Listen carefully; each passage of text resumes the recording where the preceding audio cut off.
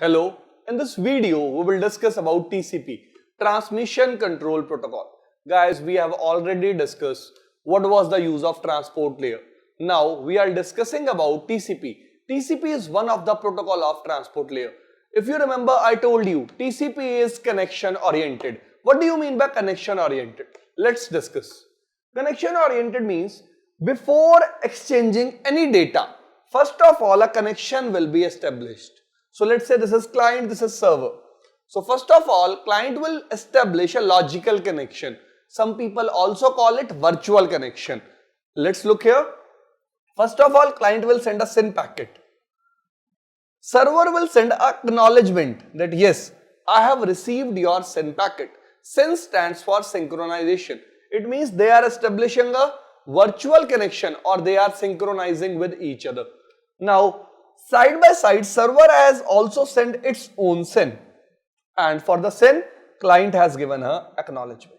So this process is called three-way handshake. After this process, these client and server can exchange data. So I am repeating, what is connection oriented? Whenever two parties want to exchange some information, first of all they have to establish a virtual connection. We also call it three-way handshake, and after that they can exchange data. There are some more features that are provided by TCP like flow control.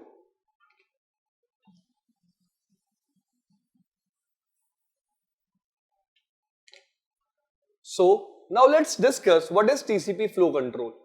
TCP flow control prevents sender from sending more information than the receiver can process. Let me give you an example.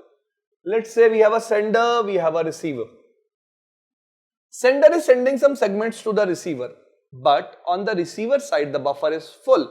So receiver can inform the sender that my buffer is full, please don't send because I am processing the information that you have already sent.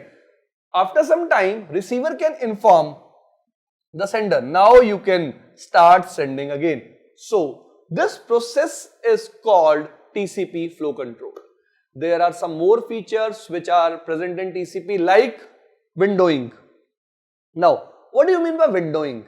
Windowing means the amount of or the number of segments a sender can send without getting back the acknowledgement.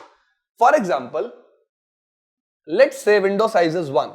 So sender will send one segment and he will not send another segment up to the time he will not get an acknowledgement. It means if window size is 1, sender will send one segment, he will get back the acknowledgement. Then again sender will send a segment, he will again get back the acknowledgement.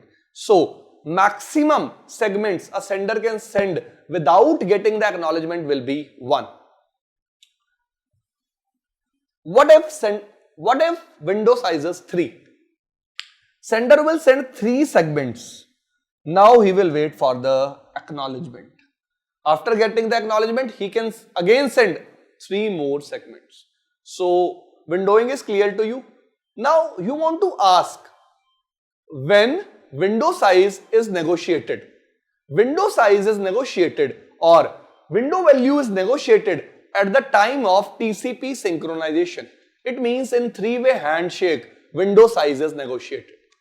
Now you also want to ask how windowing is useful. Let me give you an example. Let's say sender is sending segments to the receiver. Sender has sent 3 segments, but segment number 2 get lost in the transit. So this time receiver will not send acknowledgement with number 4. It will send acknowledgement with number 2. It means it has just received first segment. Now sender will retransmit segment number 2 and receiver will give acknowledgement with acknowledgement number 4. It means it has received previous 3 segments. Always remember, acknowledgement number is always 1 plus sequence number and TCP header. Guys, in this video we have discussed how TCP will work, what is TCP three-way handshake and what are the different features provided by TCP. Thank you.